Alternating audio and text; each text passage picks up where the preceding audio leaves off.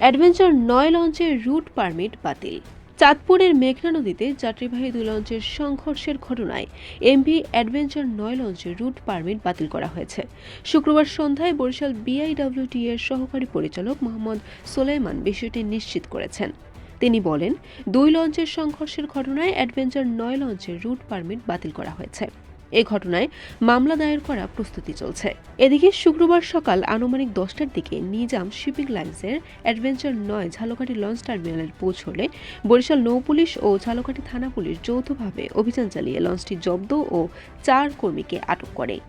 প্রসঙ্গত, ঘন কুয়াশার কারণে বৃহস্পতিবার দিবাগত রাত 1টা থেকে 2টার মধ্যে চাঁদপুর সদর উপজেলার হরিণা এলাকায় মেঘনা নদীতে ঢাকাগামী দুটি লঞ্চের মধ্যে সংঘর্ষের ঘটনা ঘটে। এতে 4 জন নিহত এবং কয়েকজন আহত হন। সংঘর্ষে জাকির সম্রাট 3 লঞ্চটি মারাত্মকভাবে ক্ষতিগ্রস্ত হয়।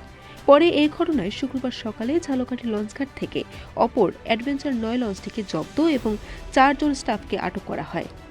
বরিশাল.নিউজ।